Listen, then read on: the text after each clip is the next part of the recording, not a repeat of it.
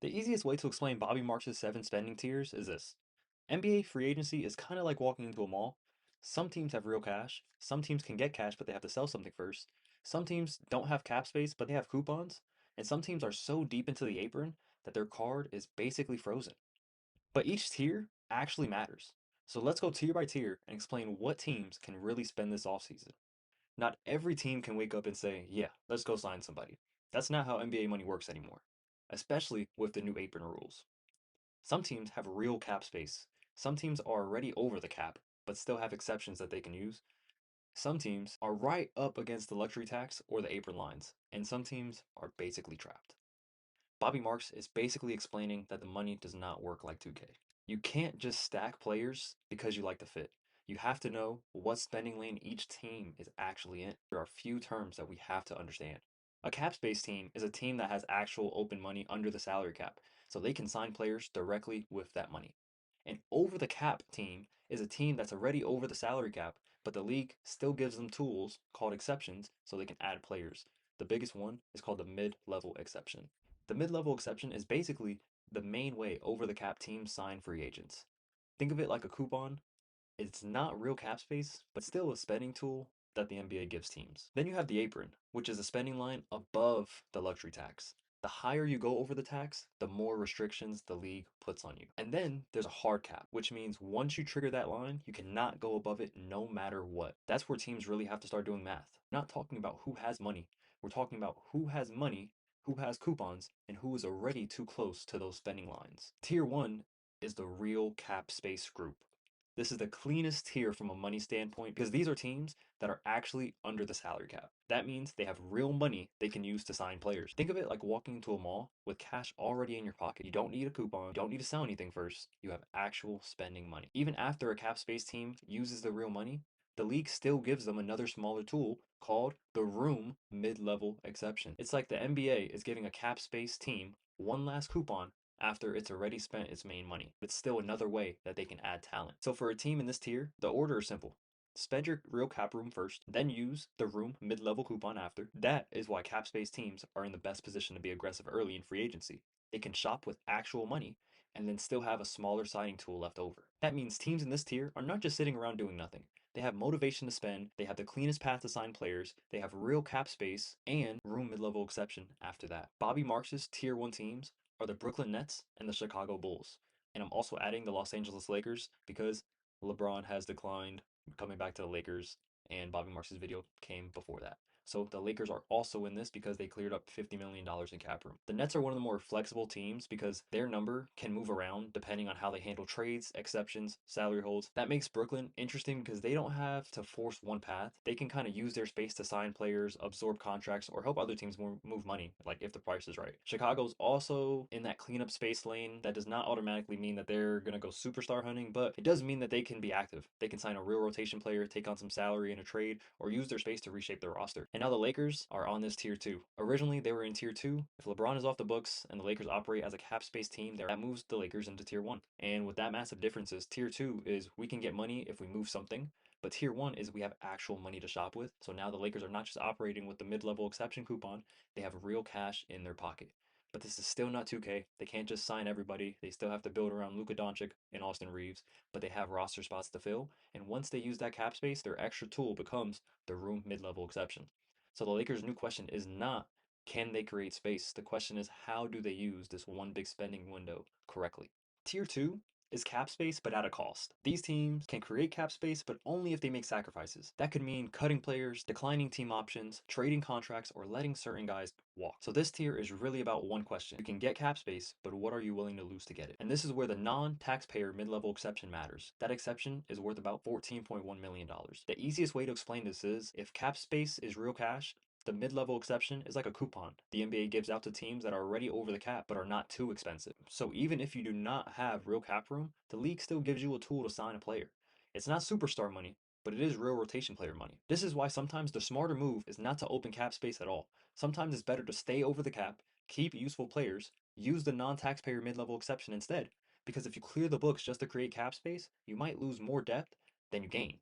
So the decision is not just can we open money, The decision is opening money worth more than what we have to give up? In Bobby Marks's breakdown, in Tier 2 had the Detroit Pistons, the Clippers, the Memphis Grizzlies, the Atlanta Hawks. Detroit's interesting because they have a young and up-and-coming team. They're still building. They need to decide if they want to operate like a cap space team or stay over the cap and keep more tools. The Clippers are in that what do we keep, what do we let go stage, where team options and veteran money can change their path really fast. Sometimes keeping your structure and using your mid-level coupon is better than chasing cap space and thinning out the roster. Memphis is a good example because they already acted on this. They moved on from John Morant to Portland, so their flexibility is not just about cap space, it's about what structure they want. Tier 2 is not really that these teams are broke, it's more like these teams can create money, but it comes with a receipt.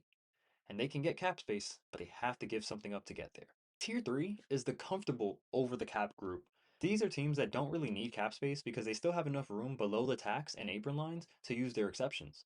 So even though they're already over the salary cap, they're not boxed in just yet. They're not in the danger zone because they still have room to use the tools that the league gives them. In Bobby Marks's breakdown, in Tier 3, he had the Charlotte Hornets, the Dallas Mavericks, Milwaukee Bucks, the Portland Trail Blazers, the Washington Wizards, the Utah Jazz, and the San Antonio Spurs. Charlotte is in a spot where they can add around their young core without being pressed up against the apron. Dallas is trying to build the right depth around its stars, so having usable exceptions matters. Milwaukee is more expensive than some of the teams here, but compared to where they were with Giannis, they have way more breathing room to work with now. Portland is still shaping its roster and can be active depending on what happens with some of its veterans, which you already saw that with the John Morant trade that they pulled off. Washington and Utah are rebuilding style teams, so they can use the flexibility to take swings or absorb money in smart deals. And San Antonio is one of the cleanest spots because they have young star timeline and enough financial room to add real help without being trapped. The big reason is that Wemby, Castle, and Dylan Harper are still on rookie scale money, with Wemby making 13 million, Castle 9 million, and Harper 12. So the three biggest young pieces are not even on max contracts yet. That gives the Spurs a window where they can spend around them before those second contracts have to kick in. So tier 3 is not about having the most money, it's about having enough room to use your coupons. These teams are over the cap, but they still have tools, and in today's NBA, that's a pretty good place to be. The easiest way to explain this is cap space is real cash, but exceptions are coupons. These teams may not have real cash under the cap, but they still have good coupons. The biggest one is the non-taxpayer mid-level exception. Tier 4 is the watch your own free agents first group. These teams have some flexibility, but before they go out shopping for outside players, they have to figure out what's happening with their players already on their roster. This tier is not really about being broke, it's about priorities. Before these teams spend money on somebody new, they have to know what their own people are going to cost. Imagine you walk into a mall with a coupon, but before you buy something new, you remember you still have bills to pay at home. That is what this tier is. These teams might have access to the non-taxpayer mid-level exception, which is worth about $15 million, but using that coupon is not always simple. Because if they use too much of it, they can hard cap themselves at the first apron. And that is where the apron rules matter. The mid-level exception is like a coupon, but the coupon comes with the rule. It's saying you can use this coupon, but if you do, you have to stay under the spending limit.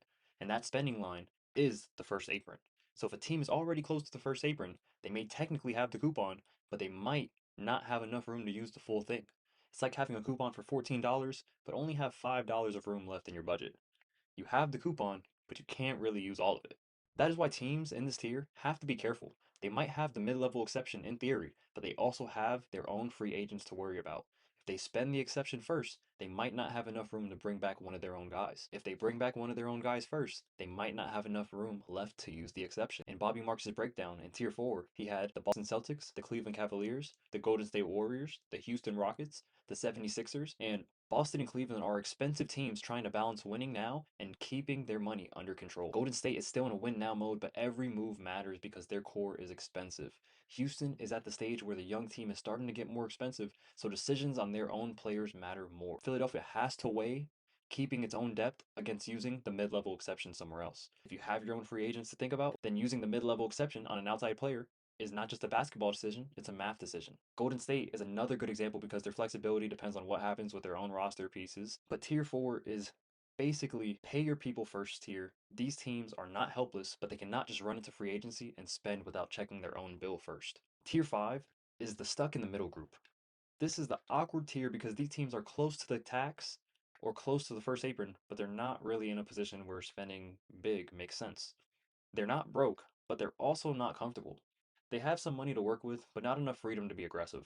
The easiest way to explain this tier is these teams have a little bit of money in their wallet, but not enough to walk into the mall and start buying everything. They can make a move, but every move has to be measured. They spend too much, they either push themselves into the luxury tax or they get too close to the apron lines, and that's where the roster building rules start getting tighter. This is why a team in this tier is probably not going to go deep into the tax just to add a role player. The luxury tax is not just spending more money, it's ownership paying extra fees for being expensive as is.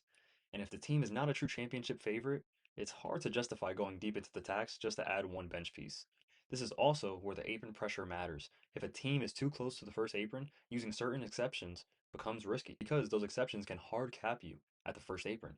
In simple terms, the NBA is saying you can use that coupon only if you stay under this line. So when a team is already close to that line, they may technically have a tool, but they might not have enough room to actually use it in a meaningful way. So tier 5 is basically the middle lane of these teams are not clear cap space teams, but they're not comfortable over the cap teams. They're not fully trapped either. They're kind of just in a spot where they can make a move, but every dollar has to be planned out. In Bobby Marks' breakdown, the tier 5 teams were the Indiana Pacers and the New Orleans Pelicans. Indiana's tricky because they have a good team. They're close enough to the tax and apron picture that they have to be careful with how much money they add. They are not just in a spot where they should just go spending wildly for the sake of spending. And New Orleans is in the same boat. The Pelicans have talent. They're not as good as a team, but with their salary that's already on the books, they're not in a place where going deep into the tax for one more role player makes automatic sense. So for both Indiana and New Orleans, the question is not can they make a move? The question is the move worth the cost? Tier 6, this is where things start getting tight.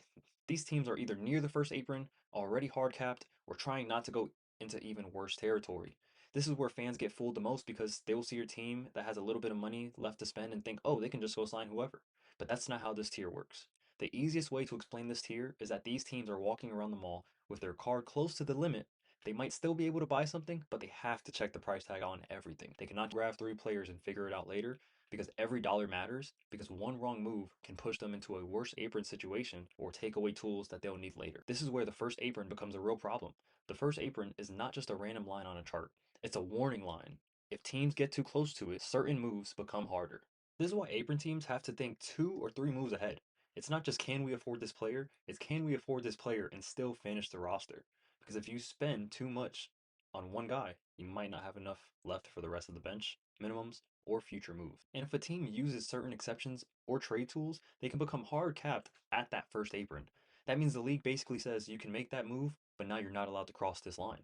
So even if a team technically has interest in a player, they might not have enough room under the apron to actually make it work. And in Bobby Marks' breakdown, those tier 6 teams are the Miami Heat, Minnesota Timberwolves, New York Knicks, Orlando Magic, Phoenix Suns, Sacramento Kings, and the Toronto Raptors just jumped into this for trading for Kawhi Leonard.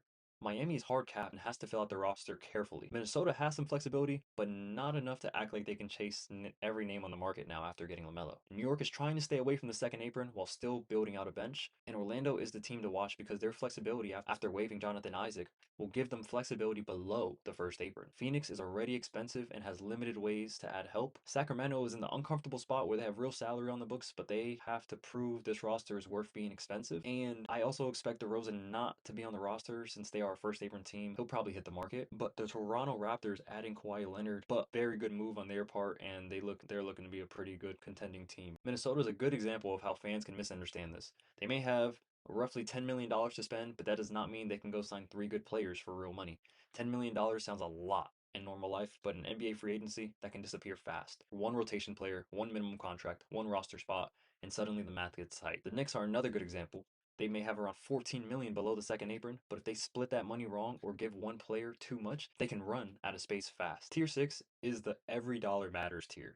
These are teams that are not completely frozen, but they're not shopping freely either. They can make moves, but they're doing math on every single dollar. Now for tier 7. Tier 7 is the second apron group. That doesn't mean you're in the second apron, but you are super close to it, or you are in the second apron. This is the danger zone. These are teams that are so expensive that they are not just above the salary cap, they're not just paying the luxury tax, they are above or fighting to avoid the second apron, which is one of the most restrictive lines in the NBA. The easiest way to explain the second apron is this. If the salary cap is your normal budget, the luxury tax is when things start getting expensive. The first apron is the warning zone. The second apron is the punishment zone. You can still be above it, but the league starts taking tools away from you, so it's not always a hard cap wall. It's more like your card still works, but now the bank took away half the features. This is why the second apron teams can still be great, but they are not flexible. They cannot use certain exceptions. They cannot freely aggregate contracts and trades. If the trade leaves them above the second apron, aggregating contracts just means combining multiple salaries together. You can't just say, let's package 3 bench players together and go get a $25 million guy. The league makes that so much harder. They also cannot easily take back more money than they send out in trades. That matters because a lot of NBA trades are not just talent for talent. They're math problems. If you're a normal team, you might have more ways to match salary, but if you are above the second apron, your trade math gets tighter, your exceptions get limited, and your ability to add outside help shrinks. So this tier is not saying these teams are bad, it's actually the opposite. A lot of second apron teams are expensive because they have really good players. The problem is that once you get that expensive, the league basically says, okay, you can keep your team, but we are not going to make it easy for you to keep adding more. That means the main job becomes keeping the core together, trimming money where possible, finding cheap bench pieces, and not getting crushed by restrictions. And in Bobby Marks' breakdown, the tier 7 teams were the Denver Nuggets and the Oklahoma City Thunder. Denver already made the type of move that second apron teams often have to make. They moved off MPJ's money and brought in Cam Johnson. So tier 7 is the card frozen tier. These teams can still be elite, but big moves are heavily restricted. They can make small moves, search for minimums, develop internal players, and try to trim money, but adding outside help is way harder. So the Nuggets situation is really about managing an expensive Jokic Murray Gordon core and keep enough depth around them without getting buried by apron restrictions. Oklahoma City is the cleaner second apron example. The Thunder are loaded, but the bill is coming due fast. Shai Gilgeous, Jalen Williams, and Chet Holmgren are all on huge money, and Isaiah Hartenstein also agreed to a new 3-year, $75 million deal. So OKC is not in trouble because they're bad. They're expensive because they built something great. But once the roster gets that expensive, every extra player, every extension, and every trade has to be looked at through the apron rules. Hence, the Isaiah Joe and Aaron Wiggins move. The main takeaway from Bobby Marks' tier system is that the NBA free agency is not just about who wants who, it's about what spending lane each team is actually in. A team can like a player and still not have the right tool to sign him. A team can have a mid-level exception and still not be able to use the full thing because it would hard cap them. A team can technically create cap space, but doing so might cost you more than it helps you. So when you hear someone say, why doesn't team X just sign player Y? The better question is, what tier is that team in, and what spending tool do they actually have? Because in today's NBA, the money rules are just as important as the basketball fit.